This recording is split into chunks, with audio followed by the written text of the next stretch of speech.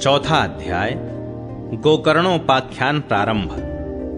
सूत जी कहते हैं, मुनिवर, उस समय अपने भक्तों के चित्त में अलौकिक भक्ति का प्रादुर्भाव हुआ देख भक्त वत्सल श्री भगवान अपना धाम छोड़कर वहां पधारे।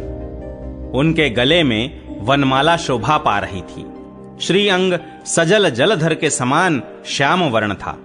उस पर मनोहर पीतांबर सुशोभित था। कटि प्रदेश करधनी की लड़ियों से सुसज्जित था। सिर पर मुकुट की लटक और कानों में कुंडलों की झलक देखते ही बनती थी। वे त्रिभंग ललित भाव से खड़े हुए चित्त को चुराए लेते थे। वक्षस्थल पर कौस्तुभ मणि दमक रही थी। सारा श्रीअंग हरिचंदन से चर्चित था। उस रूप की शोभा क्या कहें। उसने तो मानो करोड़ों कामदेवों की रूप माधुरी छीन ली थी। वे परमानंद चिन्मूर्ति मधुराति मधुर मुरलीधर ऐसी अनुपम छवि से अपने भक्तों के निर्मल चित्तों में आविर्भूत हुए। भगवान के नित्य लोक निवासी लीला परिकर उद्धवादि वहां गुप्त रूप से उस कथा को सुनने के लिए आए हुए थे। प्रभु के प्रकट होते ही चारों ओर जय हो की ध्वनि होने लगी। उस समय भक्ति रस का अद्भुत प्रवाह चला। बार बार अबीर गुलाल और पुष्पों की वर्षा तथा शंख ध्वनि होने लगी। उस सभा में जो लोग बैठे थे उन्हें अपने देह, गेह और आत्मा की भी कोई सुधि न रही। उनकी ऐसी तन्मयता देखकर नारद जी कहने लगे, मुनीश्वर गण, आज सप्ताह श्रवण की मैंने यह बड़ी ही अलौकिक महिमा देखी।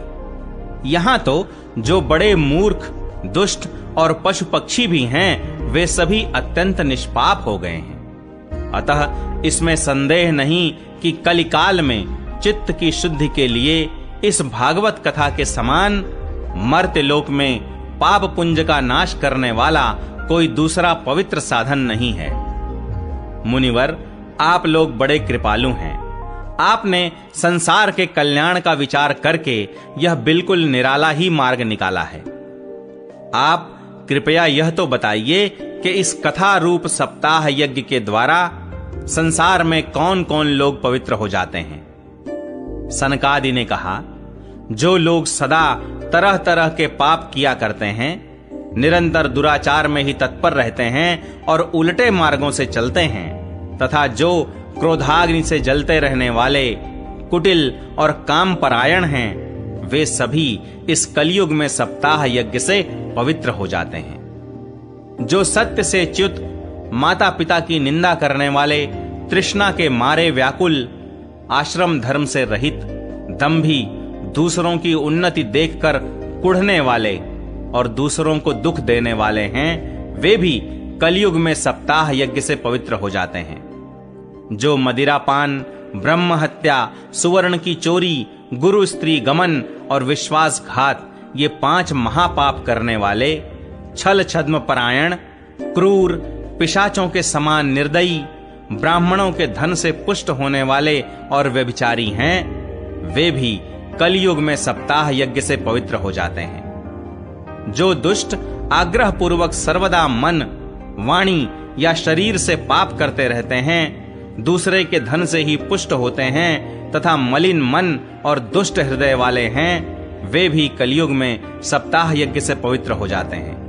नारद जी, अब हम तुम्हें इस विषय में एक प्राचीन इतिहास सुनाते हैं। उसके सुनने से ही सब पाप नष्ट हो जाते हैं। पूर्व काल में तुंगभद्रा नदी के तट पर एक अनुपम नगर बसा हुआ था। वहां सभी वर्णों के लोग अपने अपने धर्मों का आचरण करते हुए सत्य और सत्कर्मों में तत्पर रहते थे। उस नगर में समस्त वेदों का विशेषज्ञ और श्रौत स्मार्त कर्मों में निपुण एक आत्मदेव नामक ब्राह्मण रहता था। वह साक्षात दूसरे सूर्य के समान तेजस्वी था। वह धनी होने पर भी भिक्षाजीवी था। उसकी प्यारी पत्नी धुंधुली कुलीन एवं सुंदरी होने पर भी सदा अपनी बात पर अड़ जाने वाली थी। उसे लोगों की बात करने में सुख मिलता था। स्वभाव था क्रूर, प्रायः कुछ न कुछ बकवाद करती रहती थी। गृह कार्य में निपुण थी, कृपण थी और थी झगड़ालू भी। इस प्रकार ब्राह्मण दंपति प्रेम से अपने घर में रहते और विहार करते थे। उनके पास अर्थ और भोग विलास की सामग्री बहुत थी। घर द्वार भी सुंदर थे, परंतु उससे उन्हें सुख नहीं था। जब अवस्था बहुत ढल गई, तब उन्होंने संतान के लिए तरह तरह के पुण्य कर्म आरंभ किए और वे दीन दुखियों को गौ, पृथ्वी, सुवर्ण और वस्त्रादि दान करने लगे। इस प्रकार धर्म मार्ग में उन्होंने अपना आधा धन समाप्त कर दिया, तो भी उन्हें पुत्र या पुत्री किसी का भी मुख देखने को न मिला। इसलिए अब वह ब्राह्मण बहुत ही चिंतातुर रहने लगा। एक दिन वह ब्राह्मण देवता बहुत दुखी होकर घर से निकलकर वन को चल दिया। दोपहर के समय उसे प्यास लगी, इसलिए वह एक तालाब पर आया। संतान के अभाव के दुख ने उसके शरीर को बहुत सुखा दिया था, इसलिए थक जाने के कारण जल पीकर वह वहीं बैठ गया। 2 घड़ी बीतने पर वहां एक सन्यासी महात्मा आए। जब ब्राह्मण देवता ने देखा कि वे जल पी चुके हैं, तब वह उनके पास गया और चरणों में नमस्कार करने के बाद सामने खड़े होकर लंबी लंबी सांसें लेने लगा। सन्यासी ने पूछा, कहो ब्राह्मण देवता, रोते क्यों हो? ऐसी तुम्हें क्या भारी चिंता है? तुम जल्दी ही मुझे अपने दुख का कारण बताओ। ब्राह्मण ने कहा, महाराज, मैं अपने पूर्व जन्म के पापों से संचित दुख का क्या वर्णन करूं? अब मेरे पितर मेरे द्वारा दी हुई जलांजलि के जल को अपनी चिंता जनित सांस से कुछ गर्म करके पीते हैं। देवता और ब्राह्मण मेरा दिया हुआ प्रसन्न मन से स्वीकार नहीं करते। संतान के लिए मैं इतना दुखी हो गया हूं कि मुझे सब सूना ही सूना दिखाई देता है। मैं प्राण त्यागने के लिए यहां आया हूं। संतानहीन जीवन को धिक्कार है, संतानहीन गृह को धिक्कार है, संतानहीन धन को धिक्कार है और संतानहीन कुल को धिक्कार है। मैं जिस गाय को पालता हूं वह भी सर्वथा बांझ हो जाती है। जो पेड़ लगाता हूं उस पर भी फल फूल नहीं लगते। मेरे घर में जो फल आता है वह भी बहुत जल्दी सड़ जाता है। जब मैं ऐसा अभागा और पुत्रहीन हूं, तब फिर इस जीवन को ही रखकर मुझे क्या करना है? यूं कहकर वह ब्राह्मण दुख से व्याकुल हो उन सन्यासी महात्मा के पास फूट फूट कर रोने लगा। तब उन यतिवर के हृदय में बड़ी करुणा उत्पन्न हुई। वे योगनिष्ठ थे। उन्होंने उसके ललाट की रेखाएं देखकर सारा वृत्तांत जान लिया और फिर उसे विस्तार पूर्वक कहने लगे। सन्यासी ने कहा, ब्राह्मण देवता, इस प्रजा प्राप्ति का मोह त्याग दो। कर्म की गति प्रबल है। विवेक का आश्रय लेकर संसार की वासना छोड़ दो। विप्रवर, सुनो, मैंने इस समय तुम्हारा प्रारब्ध देखकर निश्चय किया है कि 7 जन्म तक तुम्हारे कोई संतान किसी प्रकार नहीं हो सकती। पूर्व काल में राजा सगर एवं अंग को संतान के कारण दुख भोगना पड़ा था। ब्राह्मण, अब तुम कुटुंब की आशा छोड़ दो। सन्यास में ही सब प्रकार का सुख है। ब्राह्मण ने कहा, महात्मा जी, विवेक से मेरा क्या होगा? मुझे तो बलपूर्वक पुत्र दीजिए, नहीं तो मैं आपके सामने ही शोक मूर्छित होकर अपने प्राण त्यागता हूं। जिसमें पुत्र स्त्री आदि का सुख नहीं है, ऐसा सन्यास तो सर्वथा नीरस ही है। लोक में सरस तो पुत्र पौत्रादि से भरा पूरा गृहस्थाश्रम ही है। ब्राह्मण का ऐसा आग्रह देखकर उन तपोधन ने कहा, विधाता के लेख को मिटाने का हठ करने से राजा चित्रकेतु को बड़ा कष्ट उठाना पड़ा था। इसलिए दैव जिसके उद्योग को कुचल देता है, उस पुरुष के समान तुम्हें भी पुत्र से सुख नहीं मिल सकेगा। तुमने तो बड़ा हठ पकड़ रखा है और अर्थी के रूप में तुम मेरे सामने उपस्थित हो। ऐसी दशा में मैं तुमसे क्या कहूं? जब महात्मा जी ने देखा कि यह किसी प्रकार अपना आग्रह नहीं छोड़ता, तब उन्होंने उसे एक फल देकर कहा, इसे तुम अपनी पत्नी को खिला देना, इससे उसके एक पुत्र होगा।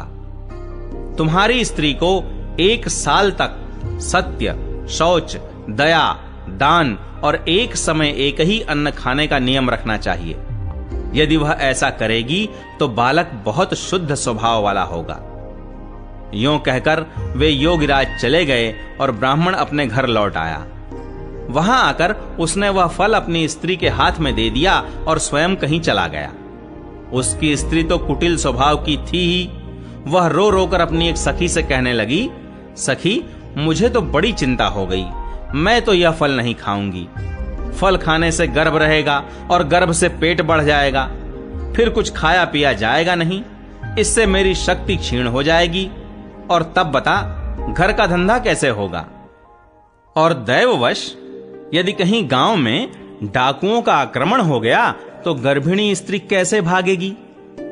यदि सुखदेव जी की तरह यह गर्भ भी पेट में ही रह गया तो इसे बाहर कैसे निकाला जाएगा।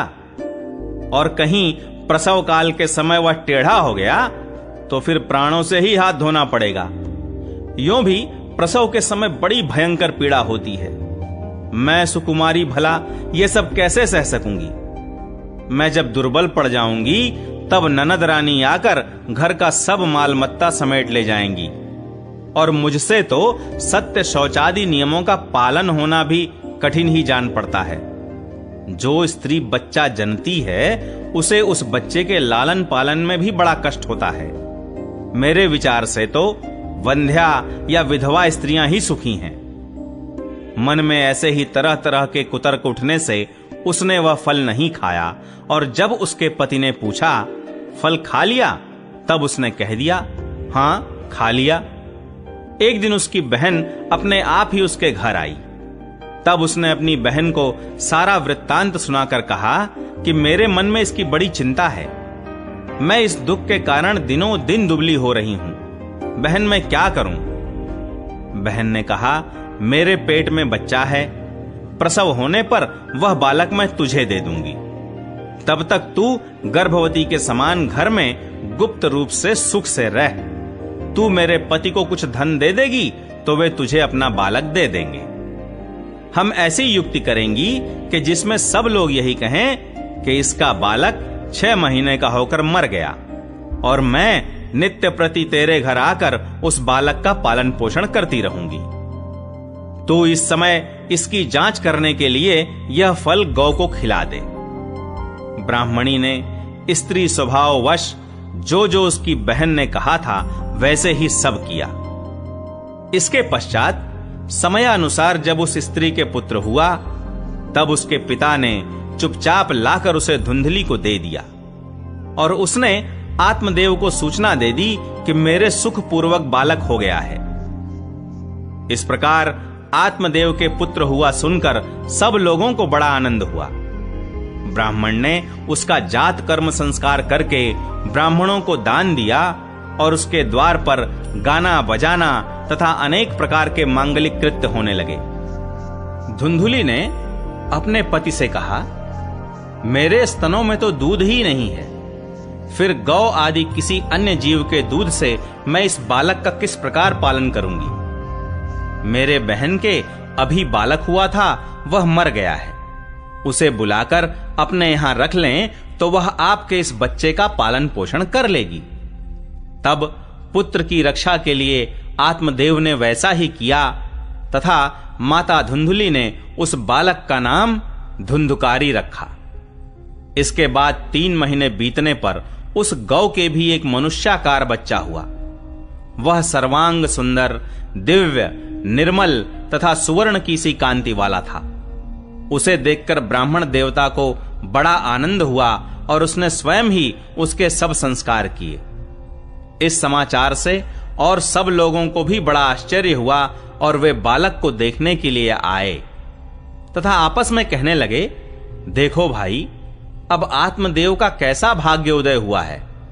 कैसे आश्चर्य की बात है कि गौ के भी ऐसा दिव्य रूप बालक उत्पन्न हुआ है।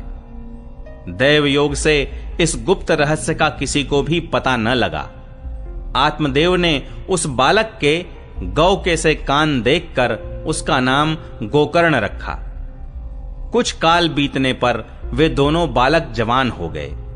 उनमें गोकर्ण तो बड़ा पंडित और ज्ञानी हुआ, किंतु धुंधुकारी बड़ा ही दुष्ट निकला। स्नान शौचादि ब्राह्मणोचित आचारों का उसमें नाम भी न था, और न खान पान का ही कोई परहेज था। क्रोध उसमें बहुत बढ़ा चढ़ा था। वह बुरी बुरी वस्तुओं का संग्रह किया करता था। मुर्दे के हाथ से छुआया हुआ अन्न भी खा लेता था। दूसरों की चोरी करना और सब लोगों से द्वेष बढ़ाना उसका स्वभाव बन गया था। छिपे छिपे वह दूसरों के घरों में आग लगा देता था। दूसरों के बालकों को खिलाने के लिए गोद में लेता और उन्हें चट कुएं में डाल देता। हिंसा का उसे व्यसन सा हो गया था। हर समय वह अस्त्र शस्त्र धारण किए रहता और बेचारे अंधे और दीन दुखियों को व्यर्थ तंग करता रहता। चांडालों से उसका विशेष प्रेम था। बस हाथ में फंदा लिए कुत्तों की टोली के साथ शिकार की टोह में घूमता रहता। वेश्याओं के जाल में फंसकर उसने अपने पिता की सारी संपत्ति नष्ट कर दी। एक दिन माता पिता को मार पीट कर घर के सब बर्तन भांडे उठा ले गया। इस प्रकार जब सारी संपत्ति स्वाहा हो गई, तब उसका कृपण पिता फूट फूट कर रोने लगा और बोला, इससे तो इसकी मां का बांझ रहना ही अच्छा था। कुपुत्र तो बड़ा ही दुखदाई होता है। अब मैं कहां रहूं, कहां जाऊं? मेरे इस संकट को कौन काटेगा? हाय, मेरे ऊपर तो बड़ी विपत्ति आ पड़ी है। इस दुख के कारण अवश्य मुझे एक दिन प्राण छोड़ने पड़ेंगे। उसी समय परम ज्ञानी गोकर्ण जी वहां आए और उन्होंने पिता को वैराग्य का उपदेश करते हुए बहुत समझाया। वे बोले, पिताजी, यह संसार असार है। यह अत्यंत दुख रूप और मोह में डालने वाला है। पुत्र किसका, धन किसका? स्नेहवान पुरुष रात दिन दीपक के समान जलता रहता है। सुख न तो इंद्र को है और न चक्रवर्ती राजा को ही। सुख है तो केवल विरक्त एकांत जीवी मुनि को। यह मेरा पुत्र है, इस अज्ञान को छोड़ दीजिए। मोह से नरक की प्राप्ति होती है। यह शरीर तो नष्ट होगा ही, इसलिए सब कुछ छोड़कर वन में चले जाइए। गोकर्ण के वचन सुनकर आत्मदेव वन में जाने के लिए तैयार हो गया और उनसे कहने लगा, बेटा, वन में रहकर मुझे क्या करना चाहिए, यह मुझसे विस्तार पूर्वक कहो। मैं बड़ा मूर्ख हूं। अब तक कर्मवश स्नेह पाश में बंधा हुआ अपंग की भांति इस घर रूप अंधेरे कुएं में ही पड़ा रहा हूं। तुम बड़े दयालु हो, इससे मेरा उद्धार करो। गोकर्ण ने कहा, पिताजी, यह शरीर हड्डी, मांस और रुधिर का पिंड है। इसे आप मैं मानना छोड़ दें और स्त्री पुत्रादि को अपना कभी न माने। इस संसार को रात दिन क्षण भंगुर देखें। इसकी किसी भी वस्तु को स्थायी समझकर उसमें राग न करें। बस एकमात्र वैराग्य रस के रसिक होकर भगवान की भक्ति में लगे रहें। भगवत भजन ही सबसे बड़ा धर्म है। निरंतर उसी का आश्रय लिए रहें। अन्य सब प्रकार के लौकिक धर्मों से मुख मोड़ लें। सदा साधुजनों की सेवा करें। भोगों की लालसा को पास न फटकने दें तथा जल्दी से जल्दी दूसरों के गुण दोषों का विचार करना छोड़कर एकमात्र भगवत सेवा और भगवान की कथाओं के रस का ही पान करें। इस प्रकार पुत्र की वाणी से प्रभावित होकर आत्मदेव ने घर छोड़ दिया और वन की यात्रा की। यद्यपि उसकी आयु उस समय 60 वर्ष की हो चुकी थी, फिर भी बुद्धि में पूरी दृढ़ता थी। वहां रात दिन भगवान की सेवा पूजा करने से और नियम पूर्वक भागवत के दशम स्कंध का पाठ करने से उसने भगवान श्री कृष्णचंद्र को प्राप्त कर लिया।